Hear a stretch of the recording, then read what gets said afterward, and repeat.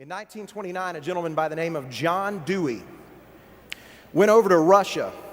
John Dewey was a college professor at the University of Columbia, and John Dewey went over to Russia to understand and observe cultural Marxism at work, to bring these philosophies back into play. What was cultural Marxism? Well, if you go to the 10 planks of the Communist Manifesto, I'll just call a couple of them out. Abolition of property and land, and the application of all rents of land to public purposes.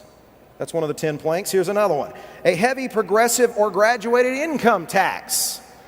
Another one of the 10 planks. Any of this sound familiar? Abolition of all right of inheritance. Confiscation of the property of all immigrants and rebels, folks. If you're ready for the labels, if you haven't recognized they're already coming, they're coming. These were part of the 10 planks. John Dewey went to Russia to learn how it was done. He came back to America to teach at the University of Columbia, and during that time, he was a part of setting up what we called the Frankfurt School. The Frankfurt School was a school here in the United States, started in Germany, it was brought here, that was dedicated to the idea of communizing America through the educational system.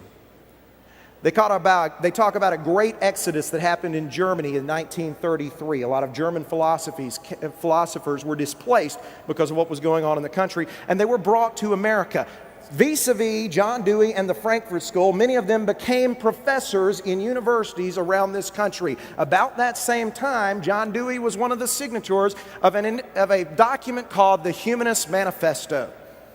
If any of you are familiar with this, this is the one that says, God is dead, there is no moral absolute, there is no truth, there is only will to power. These were the things that began being taught in the American universities at the time. But they didn't stop there. Aldous Huxley came along, the author of Brave New World, and this teacher, a public servant, impacted a lot of the teaching methods that are in schools today, and he had two principal goals for the American educational system. One was the goal for the American educational system was to rewrite history to discount nationalism and promote globalism. That was his goal. He had another goal, cherry, I think, that thinking skills are based on feelings and experience, not facts and reason. And when you apply feelings to education, and you don't have a conversation about facts and reason anymore, you get the kind of thing that conservatives in the room who are used to using their head and our logic run into every single day. The facts and the reason don't matter to the liberals because they're not about facts and reason. They're about thinking and feeling. And subliminally, that has been taught to my generation and many students in higher academia for years. Guess what happens with those folks? They graduate to become teachers and work in the educational system. And I'm not dogging teachers. There are a lot of good ones out there, but there are plenty like this. So we walked away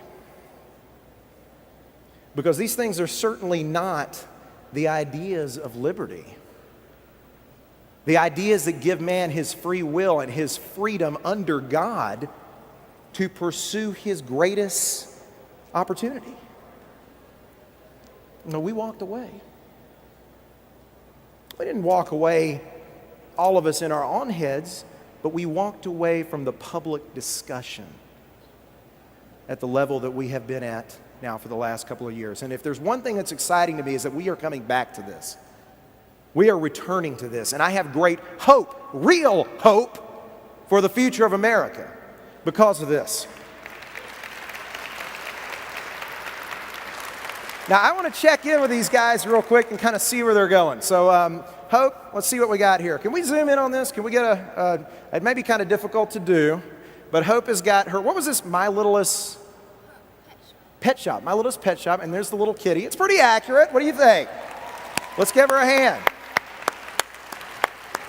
Now, on behind curtain number 2, Sean the man. Sean, my man.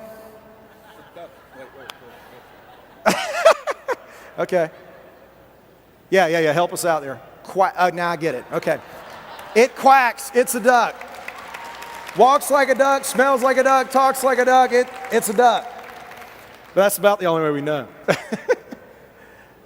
The point I want to make, and I want to thank you guys for illustrating this, because I think it's very, very beautiful to see side by side. What they just illustrated, and the reason she had the advantage, and she's going to ride him all the way home about her advantage. She's about to talk about the advantage. She'll talk about the outcome for sure. But here's the thing. Hope had a fixed reference. She could reference that duck the whole time. She could look at it, feel it, touch it, draw it, go back to it, make sure she was doing okay. Sean over here, he's flying in the dark. He's doing the best he can with what he's got, but all he has ultimately is a title, right? He doesn't have much of anything else. But here's the thing, I would guess, even if this toy was in Sean's hands and not in Hope's hands, I submit to you that I think Hope would still win. And why is that? Because Hope knows what a Little Miss Pet Shop toy is. Hope is young. She probably played with these things. It hasn't been too far from her reality. Not only that, she believes that she can recall it and draw it. See, the difference between Hope and Sean is that Sean's an adult. Nothing against him, but he's one of us. Sean is a man who's in his adult mind. You know, I don't want to color outside the lines. I don't want to get too far off, because that's taking a risk. And as an adult, I don't take those kind of risks, because guess what? I have a lot more to lose than a 12-year-old. I've acquired more. I have more to keep safe. Hope has nothing to lose, and Hope has a reference. Hope's close to the action. And Hope will take the risks in what she believes in and promote that around her.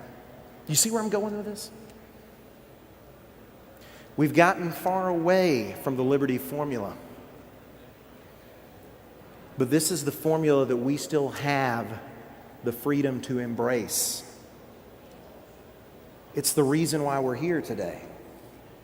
It's the reason why we will rise to the occasion this fall and pull this nation back from the brink, because we have a picture to show the world.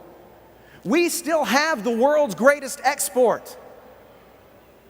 And that export is liberty and freedom that unites the world, because liberty is the gift of divine providence to all mankind. And if we have that, folks, if we have that, I still believe what George Washington said and John Adams knew we must have to sustain this constitutional republic, this form of government, and that is a moral and virtuous and educated society.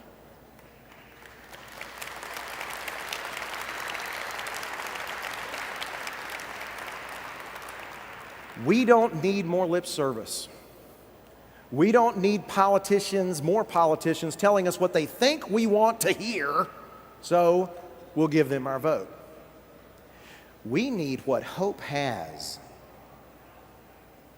We need what a child can bring, because a child shall lead them. Hope has belief. We must believe again. Thank you all. Hope, Sean, thank you, my hand.